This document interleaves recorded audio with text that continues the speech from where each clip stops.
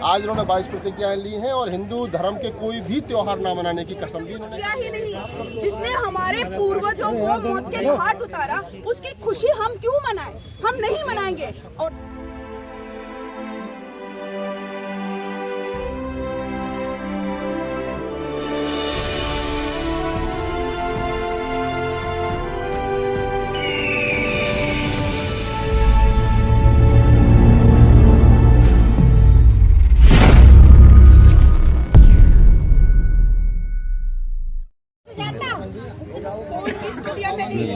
चलो 22 प्रतिज्ञाओं का सिलसिला थमने का नाम जो है वो नहीं ले रहा है। 5 अक्टूबर के बाद में से खास तौर से देश भर में विवाद भी हुआ, मुकदमे भी हुए और यहाँ तक कि कथावाचकों के द्वारा श्राप भी दिया गया, नरक सुरक का भय भी दिखाया गया। लेकिन अब मोर्चा जो है वो महिलाओं ने संभाल लिया है। तो अब महिलाओं को आप जानते हैं कि जब जिद कर लेती हैं तो फिर कर लेती हैं। हमारे साथ बहुत सारी महिलाएं हैं। आज उन्होंने 22 प्रतिज्ञाएं ली हैं और हिंदू धर्म के कोई भी त्योहार ना मनाने की कसम भी इन्होंने खाई है। आज जैसा आपको मालूम है कि दिवाली है और बहुत सारे घरों में हिंदू मान्यताओं के अनुसार राम जी के आने की खुशी में दिए जलाई जाएंगे, लेकिन उन्होंने कसम खाई है कि अपने यहाँ दिए नहीं जलाएंगे। इनसे मालूम कर लेते हैं कि ये 22 प्रतिज्ञाओं को अपना करके और राम जी का अपमान करके ये नरक में कौन कौन जाने के लिए तैयार है। क्या नाम है मेरा? नरक से डर नहीं लगता आपको? नहीं। क्यों? बाबा साहब ने हमें इतनी ताकत दे दी है कि हम इससे खूब अच्छे से लड़ सके और इन अंधविश्वासों से दूर हो सके। बाबा साहब ने ताकत दी पढ़ने के लिए, अफसर बनने के लिए, संघर्ष करने के लिए, लेकिन बाबा साहब ने आपको ये भी ताकत दे दी कि आपको नरक में जो है वो डर नहीं लगता, स्वर्ग में का डर नहीं लगता, कोई आपको श्राप दे देगा। ये तो पाखंडवादियों का खेल है और कुछ नहीं, मात्र ये सब डराने के लिए और कुछ नहीं है। और कुछ नहीं है। ये आरोप लगता है गाजियाबाद में खास तौर से महिलाओं को भड़काने का काम जो कर रही है वो शकुन बौद्ध कर रही है। ये सारी महिलाओं का दिमाग खराब कर दिया। महिलाओं ने ये करवा चौथ का व्रत नहीं रखती हैं, ये देवी देवताओं को नहीं मानती हैं, ये क्या नाम है कोई मंदिर नहीं जाती हैं। तो शकुन बौद्ध जी इनका जो गैंग है, गैंग ही कहूँगा मैं इनको, इनके लीडर है शकुन बौद्ध जी। आपके ऊपर आरोप है कि आपने महिलाओं का दिमाग खराब कर दिया और कथावाचक आपको शराब दे देंगे। आपका अगला जन्म, ये जन्म तो खराब होगा, अगला भी हो जाएगा। सबसे पहले तो नमो बुद्धाय जय हिंद करूंगी सभी को। और ये सारी महिलाएं, ये कोई छोटी मोटी महिला नहीं है। पहले आपको बता दूं, ये महिला खुद में एक अपनी प्रतिभा है इनमें, खुद में निर्णय लेने की क्षमता है इनमें। और ये न केवल खुद को आगे बढ़ाने का काम करती है, बल्कि समाज को भी आगे बढ़ाती है। तो और रही बात नरक की, कभी नरक की बात कर रहे थे।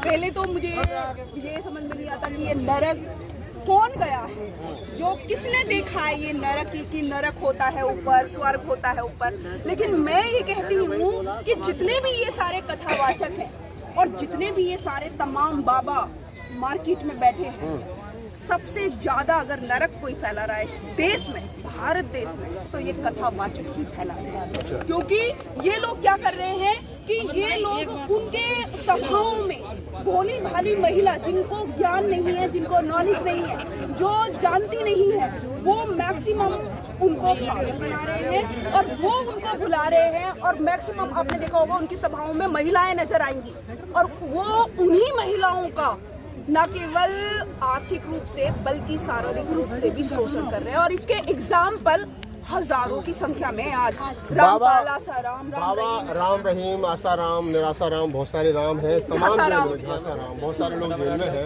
उसके बावजूद वहाँ पर महिलाओं की बहुत भीड़ है। आप कह रहे हैं कि मतलब क्या कारण है? कुछ न कुछ तो चुंबकीय शक्ति होगी जो लाखों की संख्या में लोग। नहीं, आसाराम जी कहते थे कि उनका डायरेक्ट ईश्वर से कनेक्शन है, ऐसा वो कहते थे। आजकल एक नए बाबा और आ गए। नहीं सुनिए तो उनकी बात में बता देती हूँ। वो कहते थे कि मेरा तो डायरेक्ट ईश्वर से कनेक्शन है, मैं तो मतलब वो मुझे संदेश देता है तो मैं लोगों को संदेश देता हूँ।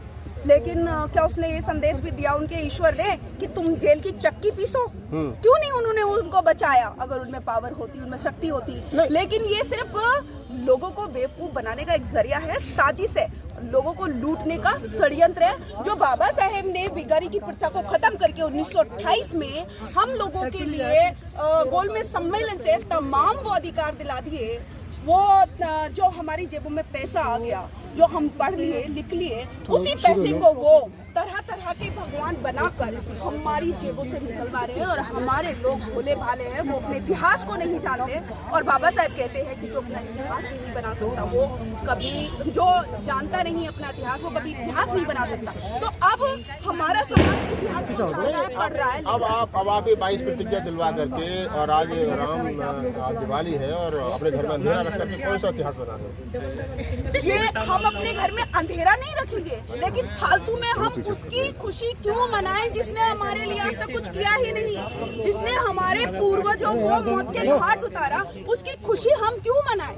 हम नहीं मनाएंगे। और नॉर्मली जैसे लाइट जलती है वैसे अपने घर में लाइट जलाएंगे। अच्छा, जैसे तो नॉर्मली भी नहीं बनाओगे आप? बिल्कुल भी नहीं बनाएंगे, बिल्कुल भी नहीं बनाएंगे। और बनाएंगे, खीर पूरी भी बनाएंगे, सब कुछ बनाएंगे, लेकिन आज के दिन को नहीं। ये हमारे अंतानी जी आए थे सुशी में, गाजियाबाद में खीर पूरी खाएंगे, नहीं तो खिलाएंगे। अभी अंतानी जी ने 22 प्रतिज्ञाओं की एक स्वादिष्ट खीर खाई होगी हमारे साथ। 22 प्रतिज्ञाओं की स्वादिष्ट खीर खाई है। शगुन बौद्ध जी हैं, इस गैंग की लीडर हैं। ये गैंग कहूँगा, ये मनुवादियों के लिए खतरनाक गैंग है। क्या नाम है आपका? कब खाना है खीर पूरी? गीता बौद्ध जी, आप कहाँ से आई हैं?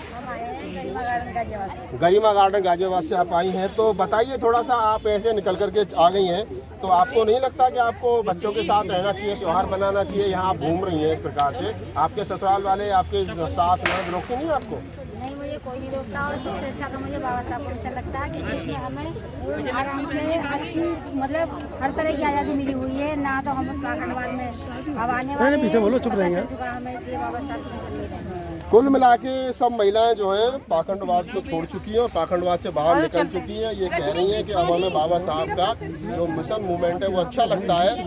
गाजियाबाद में 2 लोगों की मैं बिल्कुल तारीफ करूंगा यहाँ, रमेश चंद्र गौतम जी, जिनको मैं लगभग पिछले 15 वर्षों से 20 वर्षों से जानता हूँ, जिन्होंने ग्राउंड लेवल पर बहुत ज़्यादा काम किया। और उसके बाद में महिलाओं में शगुन बौद्ध जी भी 3-4 साल से बहुत ज़्यादा काम कर रही है। शगुन बौद्ध जी ने जो काम किया वो आज यहाँ देखने को मिल रहा है। महिला खासतौर से, जिनको ये कहा जाता है, बाबा साहब डॉक्टर अम्बेडकर की कोटेशन है कि अगर आपको ये अंदाजा लगाना हो कि समाज ने कितनी तरक्की की है, तो आप उस महिलाओं की, उस समाज की महिलाओं ने कितनी तरक्की की है, उस समाज की महिलाओं से अंदाजा लगा सकते हैं। तो जो सपना बाबा साहब डॉक्टर अम्बेडकर ने देखा था कि महिलाएं विकसित होनी चाहिए, आज उन्हें देखने को मिल रहा है। किसी कथावाचक का नरक और सुरख का डर इनके मन मस्तिष्क में नहीं है। 22 प्रतिज्ञा यहाँ ली गई हैं। और सबसे बड़ी बात है कि महिलाओं के द्वारा 22 प्रतिज्ञा दी गई और महिलाओं के द्वारा 22 प्रतिज्ञा ली गई, ये अपने आप में बड़ी बात है। अगर आपको हमारा वीडियो अच्छा लगे तो उसको लाइक कीजिए, शेयर कीजिए, कमेंट्स कीजिए।